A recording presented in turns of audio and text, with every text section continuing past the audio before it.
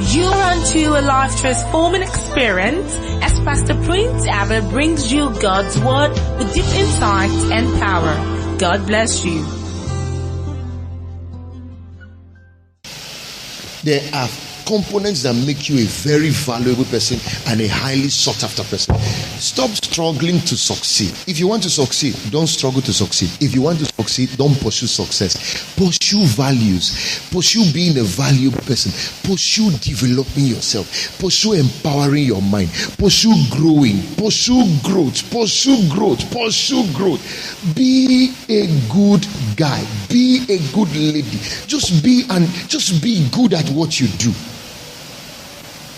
Success is the byproduct of opportunity meeting, of preparation meeting opportunity. Preparation plus opportunity is equals to success. If there's no preparation, opportunity comes, you can't have success. It's when there's preparation and there's opportunity, then success takes place. And let me even tell you, opportunities are everywhere. Do you know every second comes with its own pack of opportunity? It comes with its own wrap. Don't underestimate what can happen in 1 second.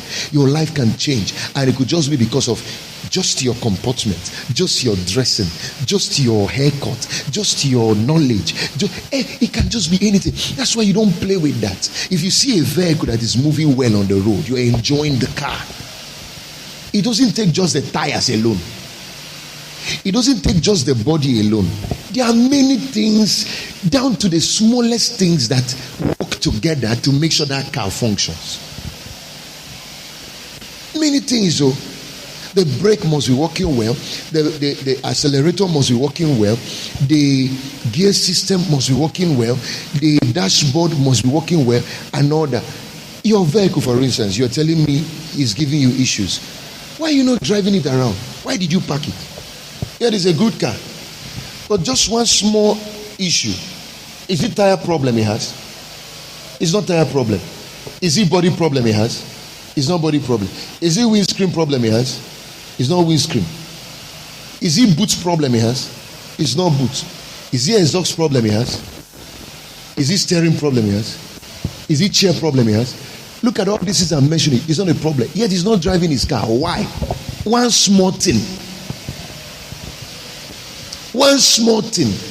Sir, before you come to this one, just go and put that the man of God may be thoroughly furnished unto all good works. Put it. You need thorough furnishing. You see, this way you're taking what you want and leaving the other. Take what you want and you're just skipping things. You're just jumping things, just not working on yourself well enough. Every second of your life is meant for self-improvement. Every second you are alive for self-improvement. Something must be leaving you, and that thing must be into. Unfortunately, some people live 24 hours never improving at all. When you finish this one, you show us, teach us to number our days. That the man teach us to number our days, that we may incline our hearts to wisdom. After this one, look at it. All scripture is given by inspiration of God and is profitable for doctrine, for reproof, for correction, for instruction in righteousness, that the man of God may be complete, thoroughly equipped. The man of God here is not pastor. He said all scriptures. So it's not only pastor that reads scriptures. Hello? It's not pastor he's talking to. He's talking to every believer. That the believer may be thoroughly equipped for every good work. Show me amplified version. I'm already doing my preaching. After this one I'm saying, we'll pray. It's prayer we're going to do and go. I don't have anything to say again. What I wanted to deal with on the covenant, I won't deal with that again. It's tomorrow I'll deal with that one. There's something responsible for people's failure. It's not the devil, it's them. Can somebody tell you the truth for once and don't be offended? Just hear the truth for once. Let me ask you a question. Say it's medicine you're doing. When you become a doctor now, in few whatever, you just become a doctor now. To the hospital. When somebody comes to your hospital and you diagnose it's malaria or it's typhoid or it's cough or it's catarrh or it's whatever, do you tell the person, When you go home, bind the devil over this malaria, bind the devil over this typhoid. Is that how you tell the person? One is that you give the person drugs that he will take, maybe give injection, prescription of what he will take. The second thing you do is, do you have a mosquito net? Make sure you sleep under mosquito net. Avoid cold. Avoid eating dirty food. Boil your water so and so degrees centigrade or whatever before you drink. Always bath cold water. Do exercise often. Sure, that's how doctors talk. Is there anything they are saying in all this equation that is make sure you bind Satan? Why do you think the devil is responsible for our problem? I know where the guy comes in and I know what we do to deal with him. But why do you think all the problems you have that the devil is the one responsible?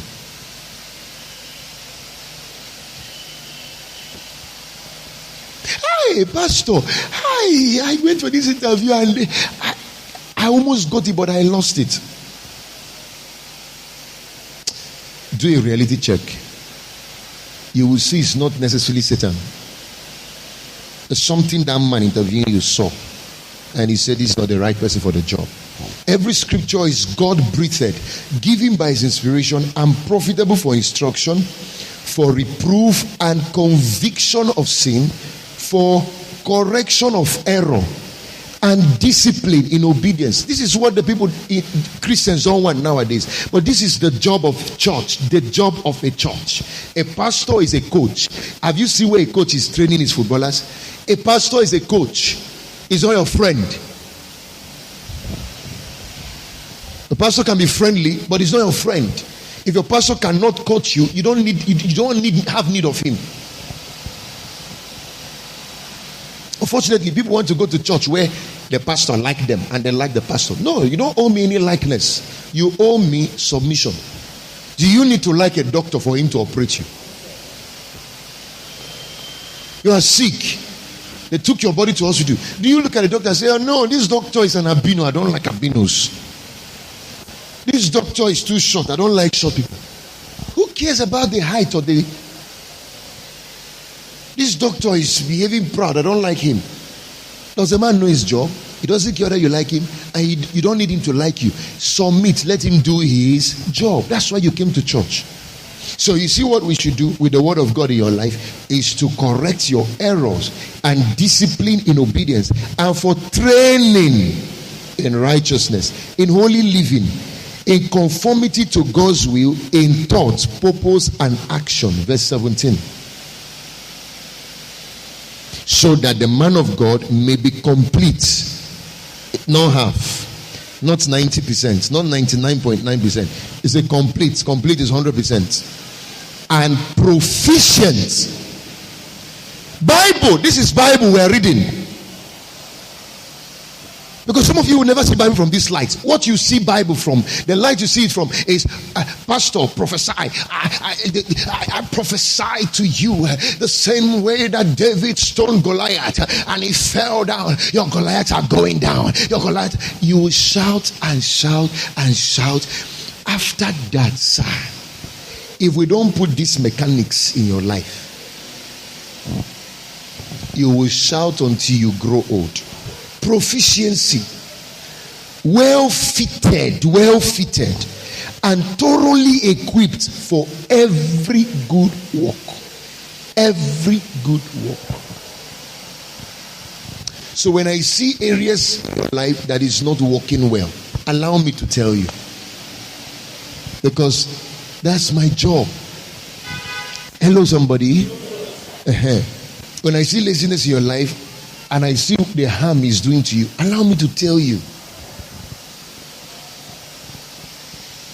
Do you know if we return the church back to this structure where the man of God gets to his real office of training? No, what's the big deal? Sure, I could have just come to church, carried my mic and start preaching. Why is this thing of importance to me? Do you know why God will bless me and bless me so crazy? Do you know why? I am doing the work the way he called it to be. Why will I have to look at you, look at you, to be sure that you look like? Because the way you are looking and the way you are, I know you're not going to cross certain levels like that. There's a way to appear. How are you so forgetful? Look at what we did women convention. The guest speakers who came. See the apparel of glory on them. And you just chip in your life and commonize your life and think it doesn't matter. It matters dozens of matters. Put the other one I quoted. Then we'll now pray. 20 minutes we're out. I'm not preaching today. It's just prayer we'll do. And I'll list some of the prayer points. Psalm 90 verse 12. So teach us to number our days, that we may gain a heart of wisdom. You know what this scripture is? God gave you time as a resource to buy destiny. Time is the money you use to buy your future. The currency to buy future is time. When you waste time or abuse time or misuse time, you will lose the future. Okay, sit down for 1 minute. Pay attention to what I'm showing you. God says, teach us. The implication of that is that time is a subject to be taught. You need to learn how to utilize time. He said, teach us to number our days. He didn't say teach us to number our years. So teach us to number our days, that we may gain a heart of wisdom. Let me see verse 13. Okay, go back to 12. Put amplified. After amplified, put me New Living Translation. Let me see if I can pick some things to buttress on that word. So teach us to number our days, that we may get us a heart of wisdom. Okay, put New Living Translation. This one sounds like the other one. Teach us to realize the brevity of life, so that we may grow in wisdom. You know, there are people who do not realize how serious life is. King James and Amplified said, teach us to number our days. It didn't say teach us to number our years. Because the mistake you have is when you think you are here forever. A mistake you're having is the assumption that you're going to live eternally on earth, or you will live forever. So when you have that assumption that there's a tomorrow, what that assumption does is that it prepares you to waste today. The assumption that you have tomorrow just gets you to waste today. A wise man does not think of tomorrow, he thinks of today. Because you can't even tell what tomorrow holds. And that does not mean you shouldn't plan for tomorrow.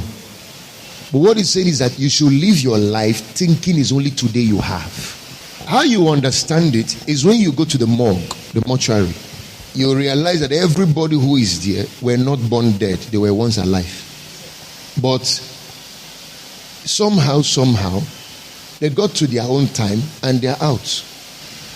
And that's how, if Jesus tarries, that's how all mortals will go. If he comes anytime soon, there are people who will rapture alive. You know, they won't see death and they will go. I'm trusting God for that experience myself. However, the truth is that you will never have forever to be on earth. Whether you die physically and then go, or Jesus comes with a rapture and takes you away from here. Either ways, you are not going to have forever to be here. And you need to understand that for everyone who is alive, you are not alive for no reason. You are alive with a program from heaven. Something you are on earth to do that God gave you life for. There's something that you are alive for that necessitated your birth. And one way to bring that into reality, to bring to pass all that God created you to be, is to master how to use the resource called time. How to use time to buy your future today. Hello? So in all that you do, this is my fatherly counsel to every one of you. In all that you do, one of the greatest intelligence you can have is the intelligence in the area of time. And when I mean time, I don't mean wristwatch. I mean time as it has to do with your destiny. I'm not talking about time as far. It's 7 o'clock. That's what I'm saying. Let me give you an assumption. If your life is going to end, I'm not saying it will, but if your life is going to end December 1st, and you know it, what will you be doing from now to December 1st?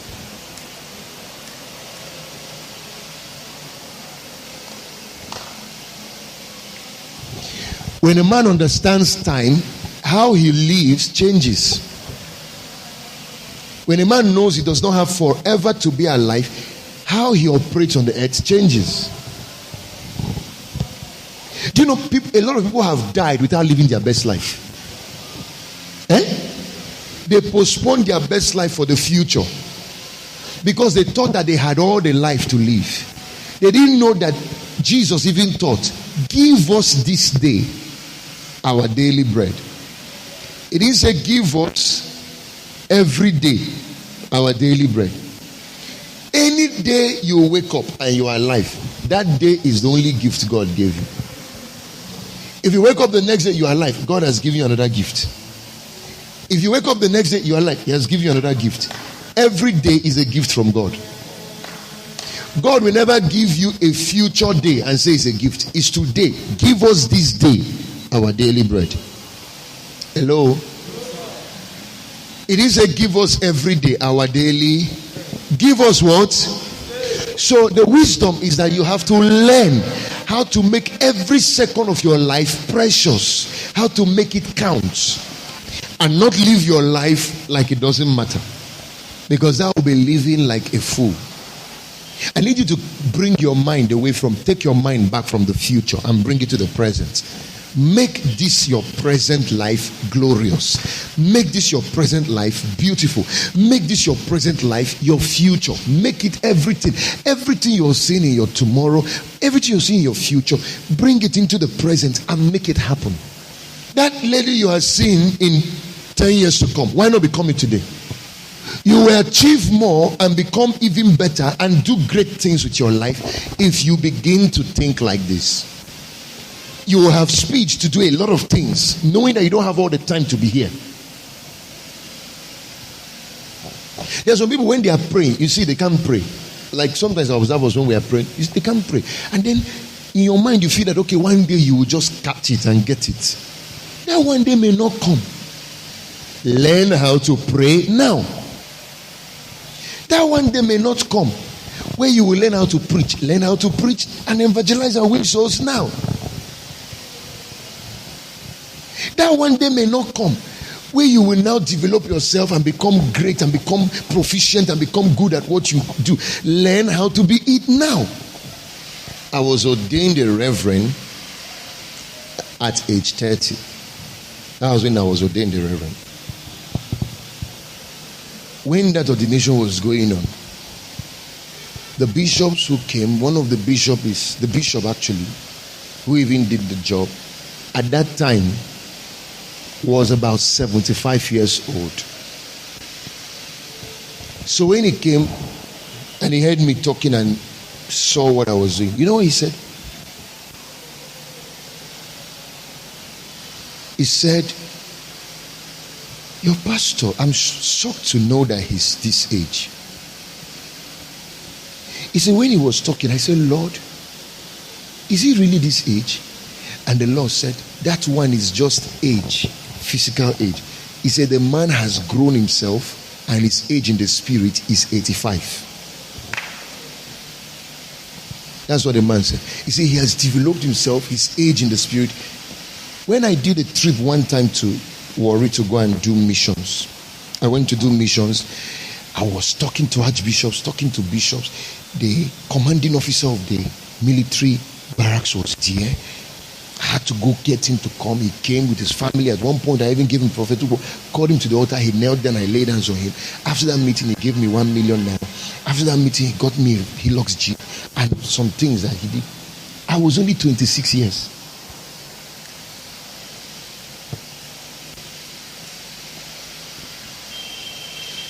But there were bishops and archbishops that were sitting in that meeting. The whole place was crowded. You know why? I was living my future this day. That thing you think you would do when you have now grown old and have had gray hair is a mirage. It's like when you are driving on the road and you see sun hitting the quarter and you see something that looks like weather. The more you get there, it's going ahead. That thing is a mirage you are thinking. You see this thing called age. It can be very deceptive. It's just a number. Jesus said, teach us to number our days, not our age. So you can be very young chronologically, and you'll be doing amazing things that will be shocking even the old. Methuselah died at 900 and something years. That was all that was said about him. No investment. Nothing to leave as a legacy for the next generation. Jesus died at 33. Who is 33 years old here? Some of you are in your 30s perhaps. Some of you are younger than that. But Jesus died at 30. This man that we are talking about globally, 30 years to 33 years, he shut down the world. And his wisdom was marveling professors at the age of 12. When somebody is carrying that kind of ball to come and drop you, it's somebody who has dumped his mind in the dustbin. He doesn't want to. Yeah, because there are things at your age now and at your level in life, you should grow so much in competence and proficiency that when people meet you, they wonder whether you are a human being. What have you done to yourself? How did you get this good so quickly? You don't have all the time. You see all those things you want to become in 10 years, compress it and become it in one day. That's how short life is now. You are a student dressing like a student. My friend, you have missed your life already. When I was on campus, I was dressing like a CEO. Suits, I'll carry laptop, wear my tie. Because school is only a phase. Life is in phases, men are in sizes. School does not dictate for me the life to live. What dictates my life is the vision I have. So I can be on campus studying, but I will never be like a student. I won't think like a student. I won't dress like it. I won't act like it. Because that's not where my identity comes from. My identity comes from my vision. It comes from what I've seen, what I can be. That's where my identity comes from. You see, one of my biggest assignments in this world is to recover young people back from their misplaced priority and their misplaced, is to recover their life back. That's why we have most of these problems.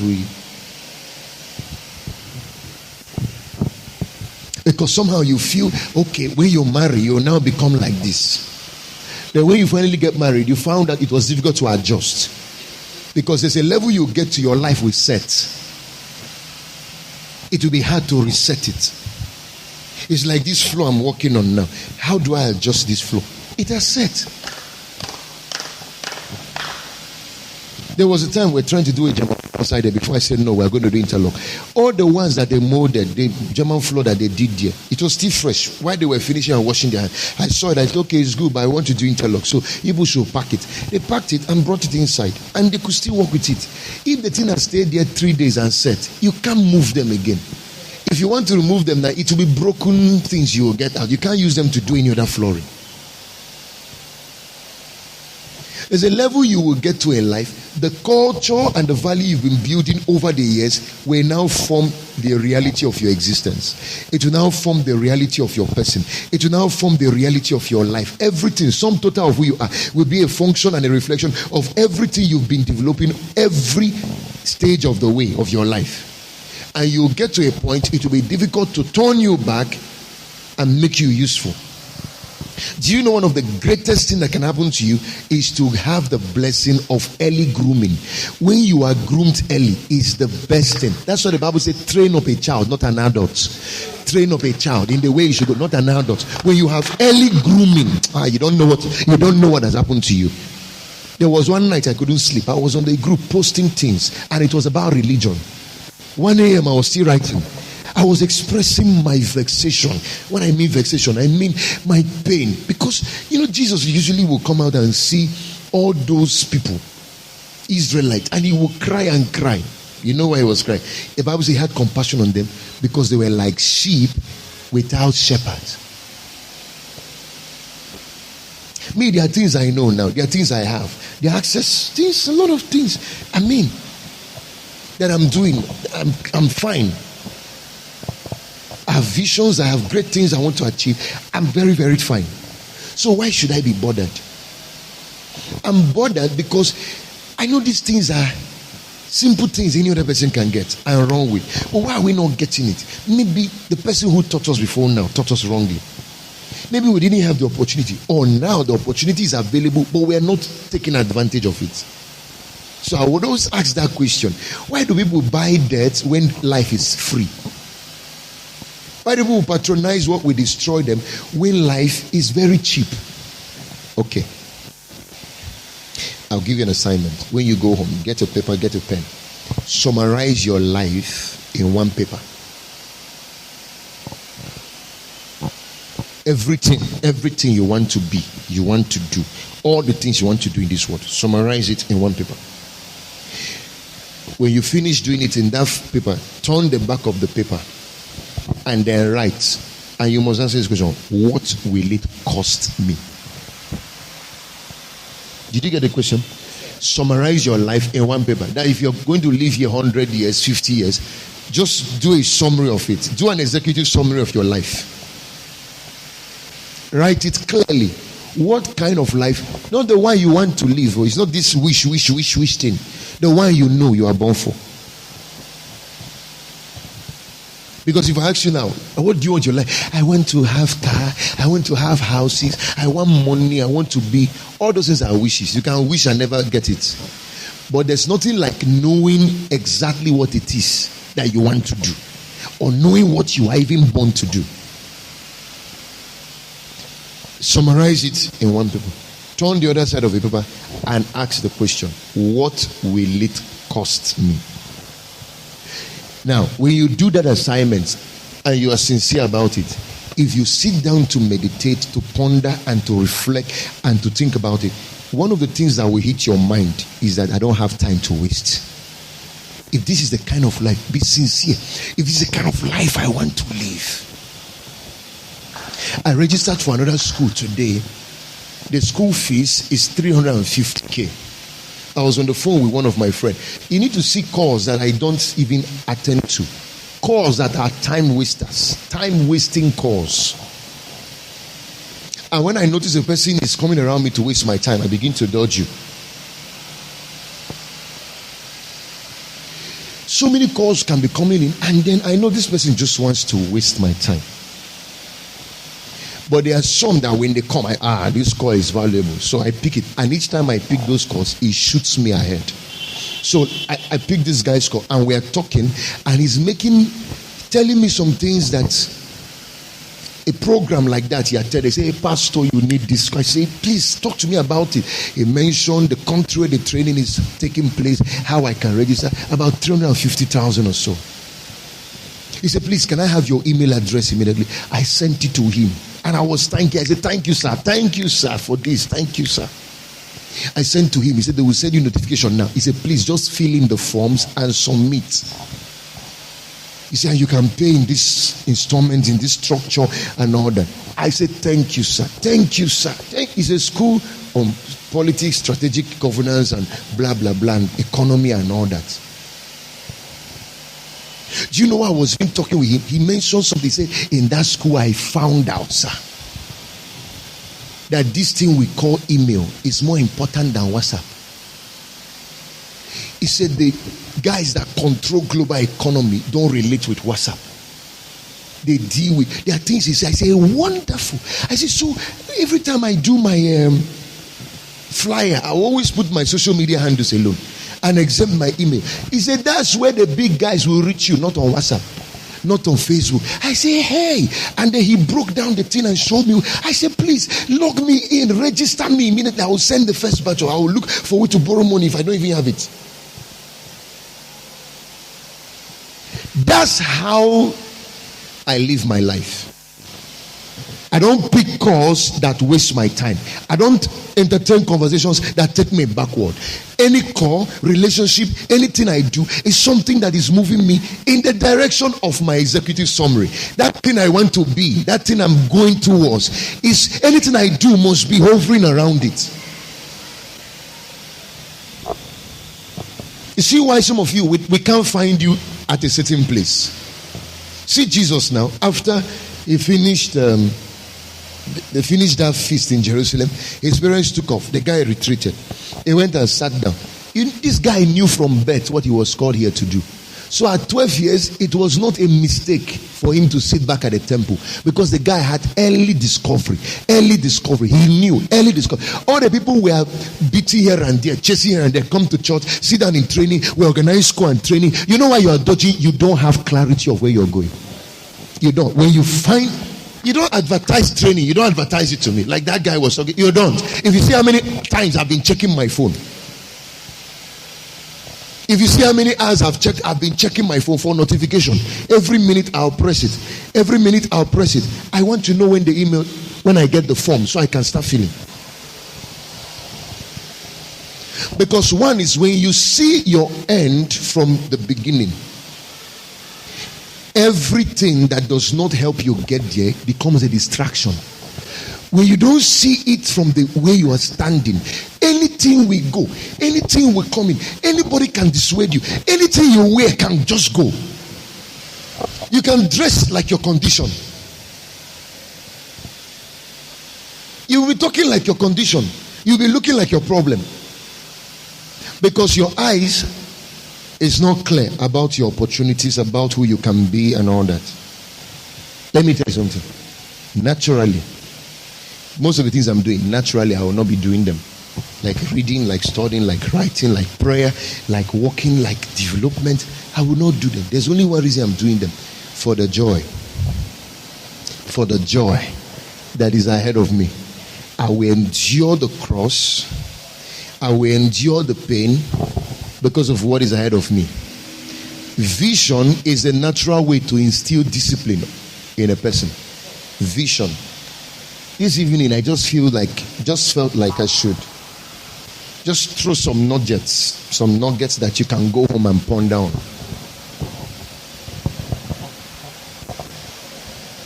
When I look at your life, I don't need to be a prophet to tell whether you know where you're going to.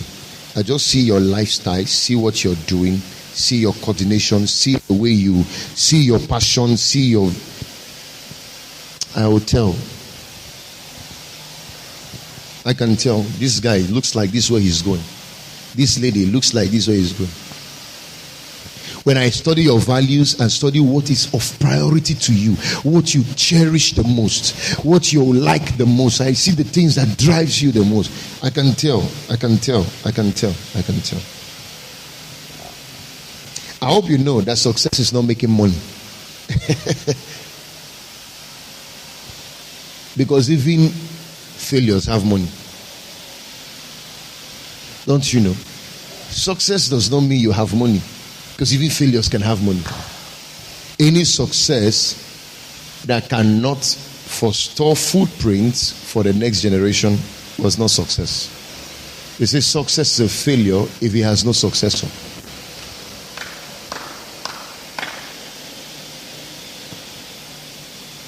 So don't be deceived when you see the celebrities or you see the content creators saying they have bought a new house, they have bought a new car. That's not success.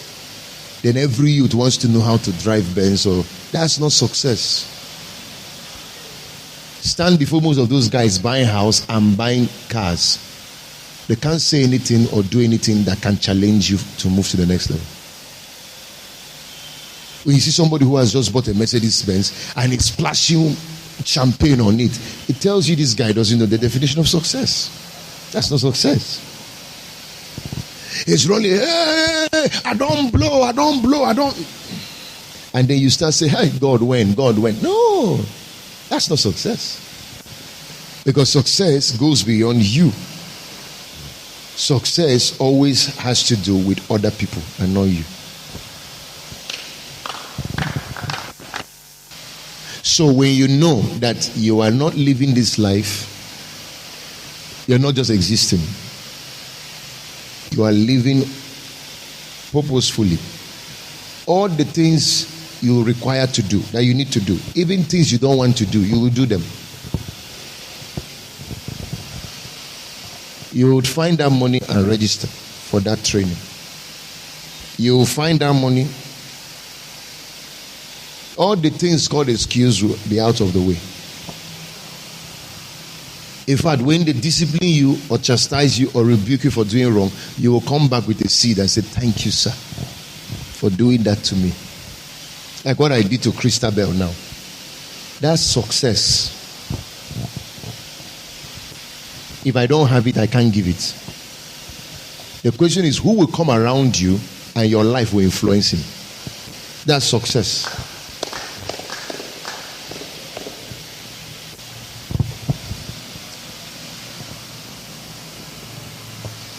Who will come around you and for a few seconds the person goes back thinking about his life. That's success. And if you know that's the kind of human being you want to be, you will be careful everything you do, knowing that people are looking at you. There are people's life that will not change if your own doesn't change. Am I talking here? There are people who will not get it right until you get it right. So when you live your life with others in mind, then everything you do changes. When you live your life with only you in mind, so you act anyhow. You know how people act anyhow, carelessly. I don't care about time. I don't care. Jesus said, for your sakes, I sanctified myself. You know why? Because I want you to get it right. I have to get it right.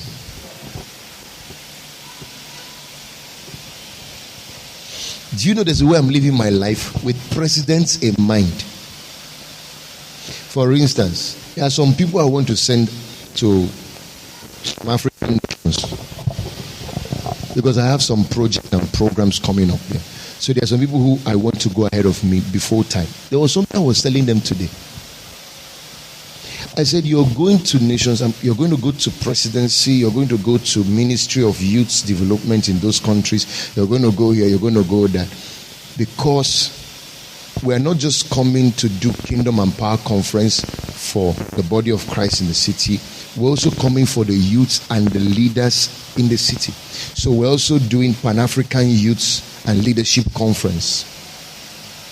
And the theme of that conference is First World Africa.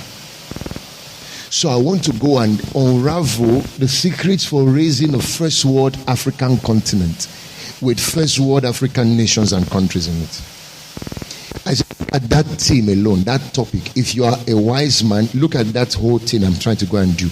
It has the power to change you.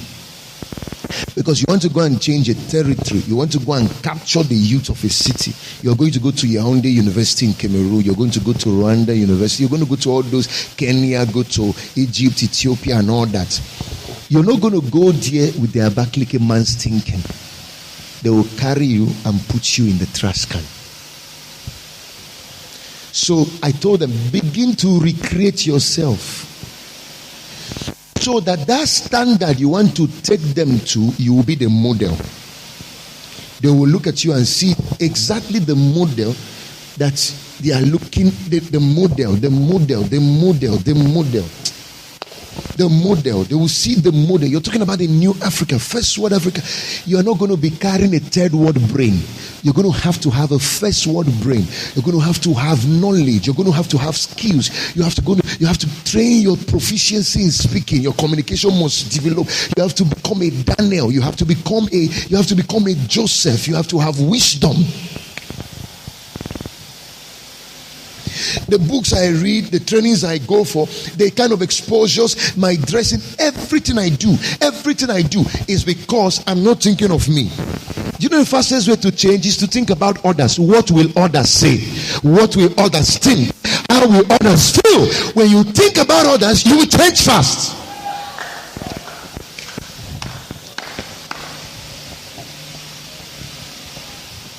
So, I have blown data just studying these nations.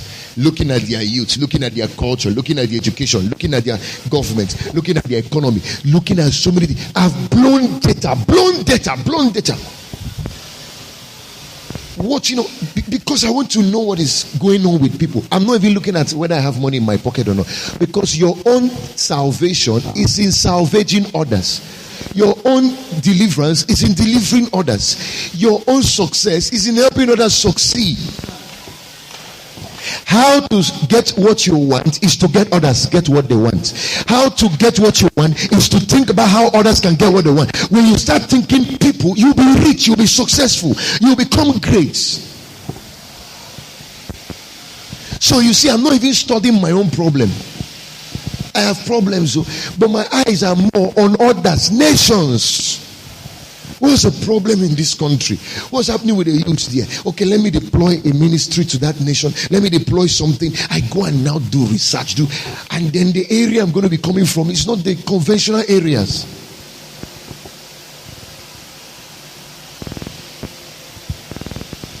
Am I not the pastor? Why don't I sound like pastors? Why don't I teach or talk like pastors? Because I don't just have religion in mind. I have continents. All the 7 mountains.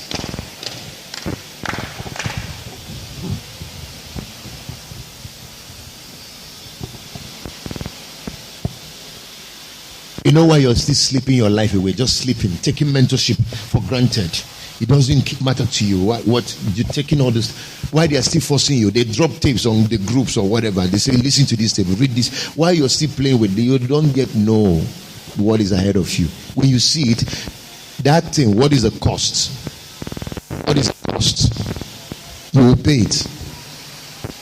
You are not paying the price because you don't know the price ahead of you. You are not paying the price because you've not seen the price. You have not seen. Reaction is not the same as response. They can be reactive. Hey, you're shouting. But when we look at your response to your future, we don't see a healthy routine. We don't see consistency. We don't see discipline. We don't see passion. We know you are not sure where you are going to. Nothing drives a man like clarity of purpose. Can I say that again? Nothing wakes a man up like clarity of purpose. Nothing also encourages a man who everything is trying to discourage like clarity of purpose. Nothing inspires and refires and refuels a man who looks like everything is going down for him, but he's still on course, like clarity of purpose. It's when he looks and sees that thing, he knows, he believes in it, he's sure this is what I'm born for. Then let the whole world go down, the man will be going up. All these people giving up today, this one has given up, that one has backslided. Forget, you're just leading people who don't know where they are going to. That's why the first thing in leadership is casting vision. If you want to lead people, that's the first. That's why I do it often. So that if I get a few people who can get it, fine. Those are the ones that can go with me to the promised land. The ones who can't see it, it will be a struggle. You can't lead a blind man effectively. Leadership is easy when the leader in front is seeing where he's going and the people he's leading can also see where they are going. It's easy. You don't struggle with them. No circumstance will keep them down. Nothing. You can't move them. You can't shift them. So I said to those guys, I said, watch. Because I was having a meeting with them today, the team going there. I said, look, one, this kind of mission you're going for now, before I get there, see what you should go and develop. Go and work on your spiritual alertness. Go and develop physical alertness. Because if you're easily weak, tired, and fatigued, you can't do this. You're going to be hitting countries. You can't be weak physically. So if you need to go and work on your diets, work on your nutrition, work on your exercise, make sure you now plan yourself, know when to rest, know when to be up. You have to have physical alertness. That's one thing that athletes do. Because they are playing in the game of football. They cannot be weak. They have to have physical stamina, physical alertness. You see wrestlers who wrestle in the ring, they have physical stamina, physical alertness.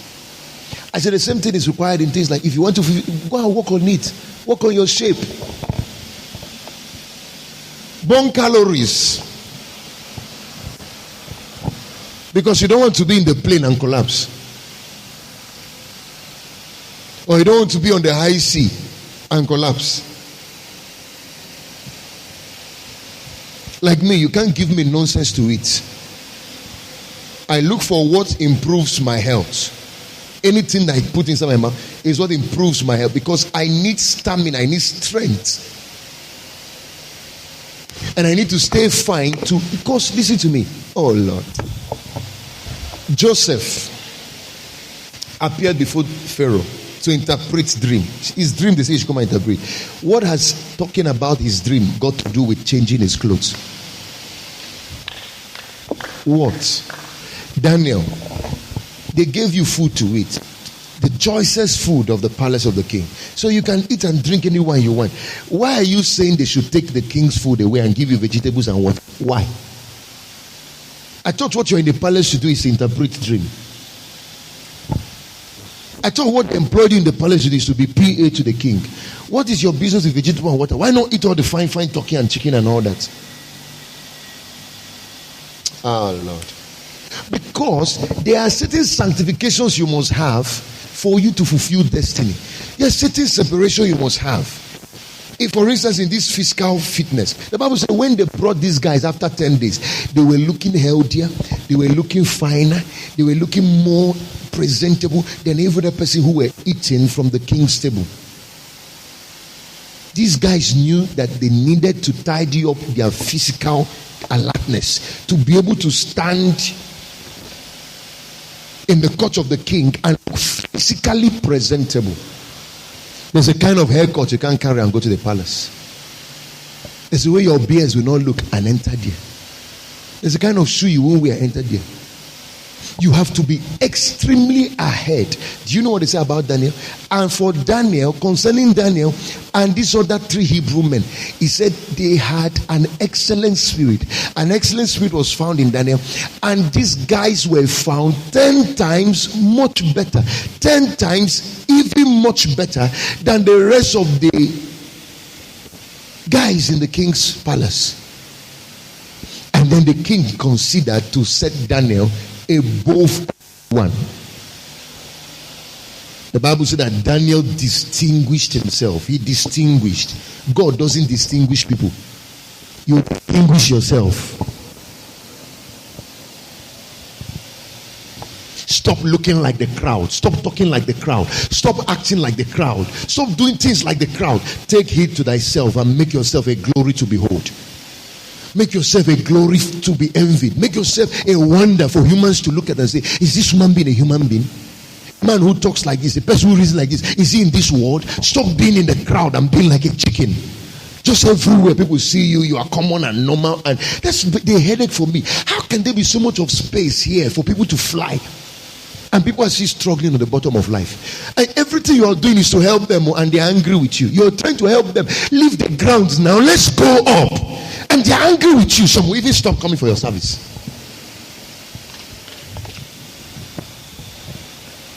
But you want that pastor who lies to you. Which one is easier? For me to lie to you and get your cheers, get your claps, get your everything, and be the only one flying, be the only one making impact, than that you have a man who is not satisfied at your level.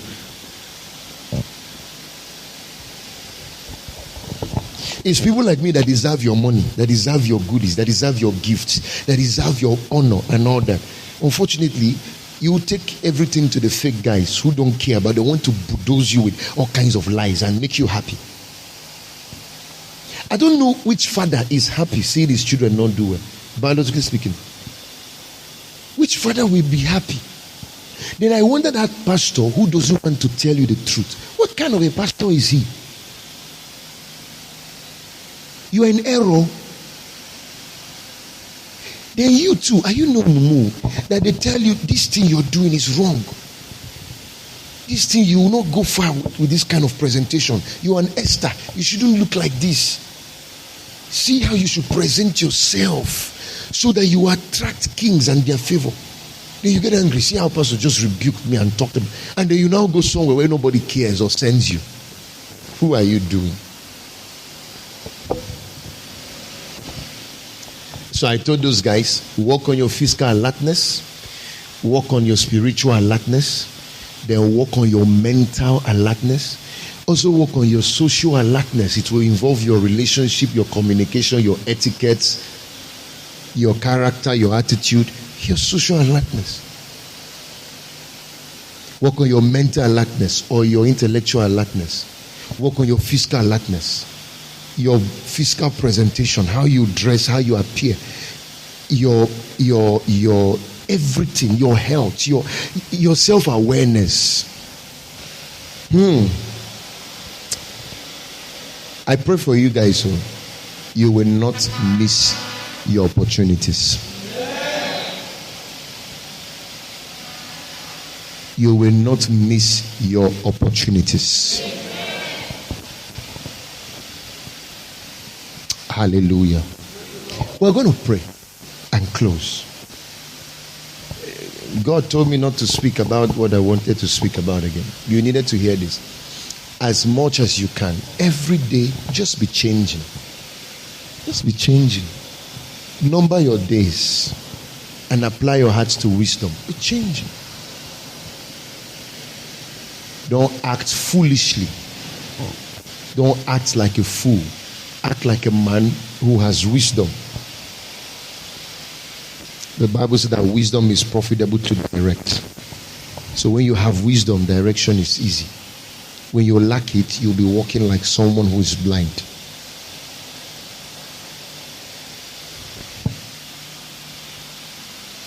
And let me tell you what is trapping most of you. When you are corrected from something you did wrong and your countenance falls and you feel bad, that thing happening in you is what will stop you. And that's even the reason you're not changing. A man you correct and is joyful in correction can never repeat that mistake. The one who is angry, watch, that's why they keep rebuking her. That's why they keep correcting him.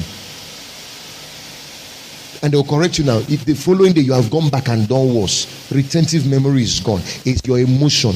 Your heart is wrong. Once you deal with that and reposition your heart, there are people who want to make a mistake and they be getting applaud. You're failing and you want them to be clapping for you. They will clap you into your debt. If you're a lady here, when you go back, go and rearrange your wardrobe. Take things that devalues you, throw them away. Dash them out. And go and look for things that gives you expression. Because you never can tell the day a golden opportunity will be knocking at your door. Don't be mediocre. Mediocres are not paid high.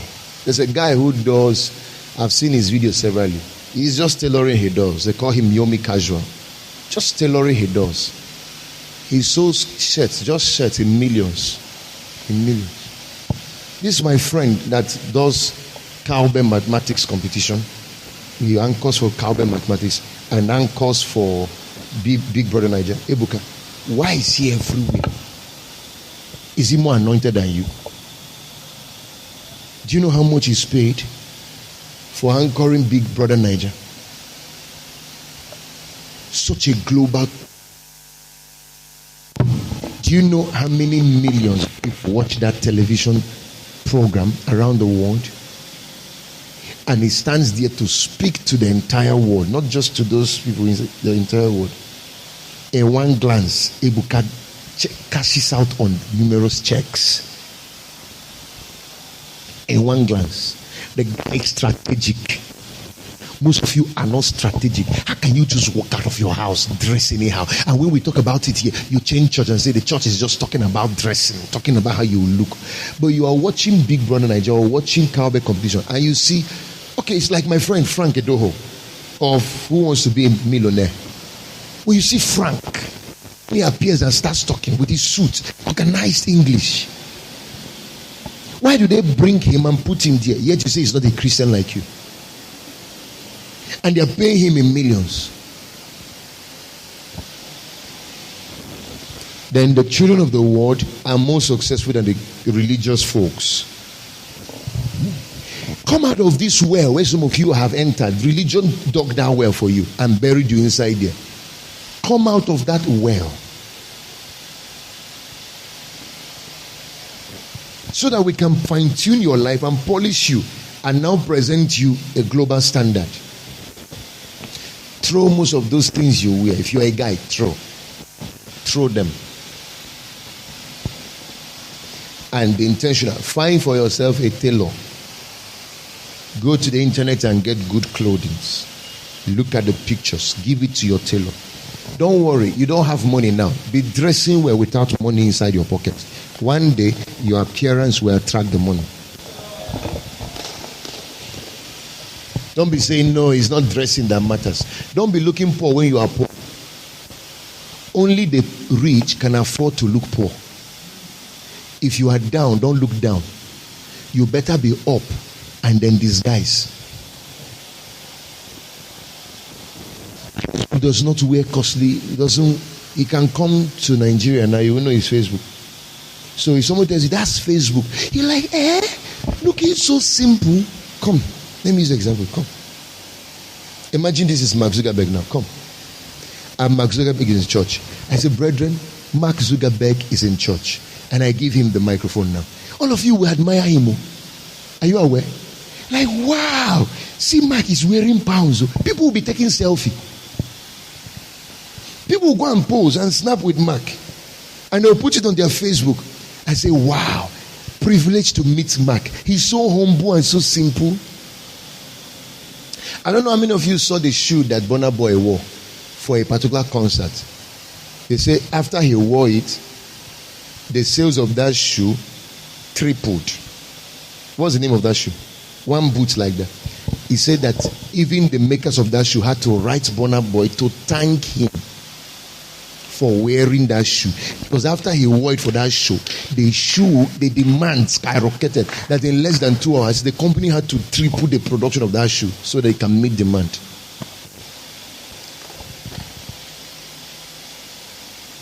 So if someone like Mark Zuckerberg now wears a bathroom slippers and comes around, you'll be so shocked. Everybody will be looking for that bathroom slippers. Don't try it if you're not him yet.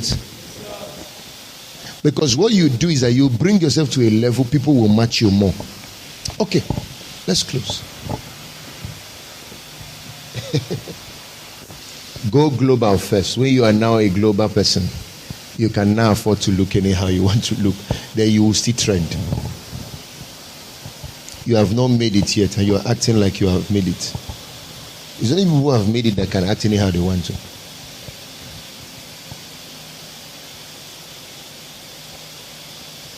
You are still on your way to the top. You are acting like you have gotten to the top. You won't reach there. Have you not seen Tony Elumelu? He can wear normal pants, a normal t-shirt with trouser and a shoe and just walk on the street of London. Everybody will be snapping him. Though he still wears his suit and red tie and red socks and black shoe. But sometimes on his casual days, he comes out with his normal t-shirt and because he has made it. When they tell you that's a guy that has UBA, has Transcorp. Yeah, wow. Looking that simple. He's driving himself. It will make headline. If he's in Keke now, they say, hey, he's inside Keke. Jesus. Because they know he can afford anything called car. That one will trend. Davido goes to go and buy suya now. Everybody will be carrying camera everywhere. Because the guy has made some fame, some news, some things for himself. Tell your neighbor it's time to grow. Tell him, neighbor. Oh, talk to your neighbor. Say, neighbor, stop treating yourself poor. Stop treating yourself anyhow. No, you didn't say. Tell him, neighbor, stop treating yourself anyhow.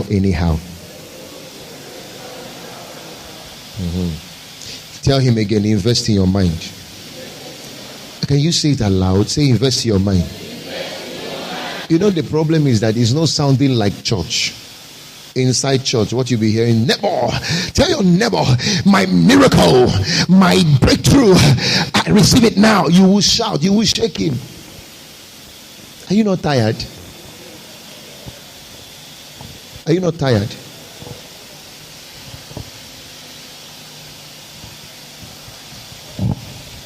Neighbor, look at me, look at me. Tell your neighbor, look at me. You will soon address me as Her Excellency. You will soon address me as His Excellency. How? That's the question. How? How? If confession takes people there, all of you would have been there by now. By now, you'd have been there. All of you. I wish confession does the job. There's a making process. I wish confession does the job. As you're just saying it, that's how you're getting there. All of us would have been His Excellency, Her Excellency.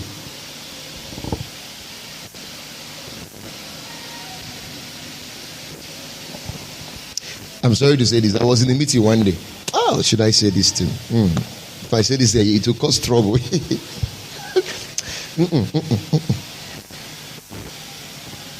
I won't say it. I won't say it. Well, let me give you an example.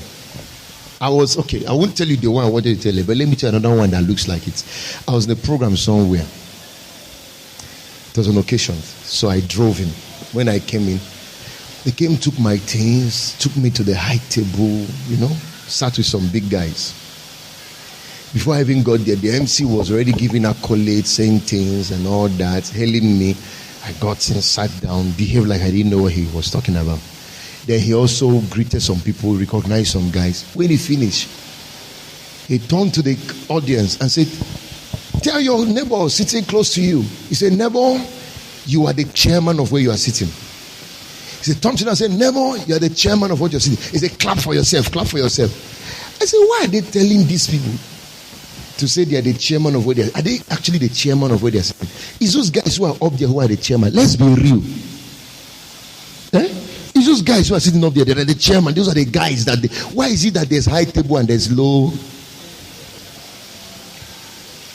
Why these other ones they brought up here? Okay, why not bring everybody up here?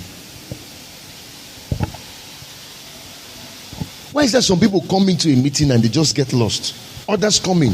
Let us recognize the presence of Mr. and me. Why didn't you recognize everybody? And the issue is that some people sit down there comfortably, not thinking about their life. What am I really doing with my life that I'm here? Why am I not there? The day you start thinking like that, you will change fast. You will never tolerate mediocrity. You will change fast. The day you enter any place and get lost, nobody cared, nobody noticed you came in. That's the day you will start crying. You just entered an airport, entered a shopping mall, and all the way from your parking lot or where you stop inside a shopping mall down to where you went to buy something, you finished buying, you walked back, nobody knew you came. Meanwhile, another person enters, somebody carries phone. Hey, please sir, can we just have a selfie? You're doing okay. Yeah, thank you. You're going. Another person runs. Hey, it is him. It is. And if you don't have such traffic in your life, sir, go back and reevaluate your life. You're not living. You're just existing. There are people it happens for. As they are entering airport, from airport to the plane, they have traffic. All kinds of traffic. There are some now, because they can't control it, you have to find another way to smuggle them inside the airport and smuggle them inside a jet and take them away. If not, they won't travel. They will hold them there. From today, let greatness enter your mind. You didn't say it. I said, let greatness enter your mind. The inspiration to be great and to be really great, let that inspiration enter your mind. From today, you will no longer walk like someone without direction. You would walk with clarity of purpose. You will desire the great life. You will no longer see yourself as a crowd member. You will start seeing yourself as a person meant for the high tables of life. Desire it. We believe you've been transformed by the wonders of God's Word. For additional information about us, you can visit our website at www.princetonhills.org. You can also send us a mail at info@princetonhills.org or call 070-331-66762 or 081-31-555-747. Princeton Hills Ministries, raising global leaders.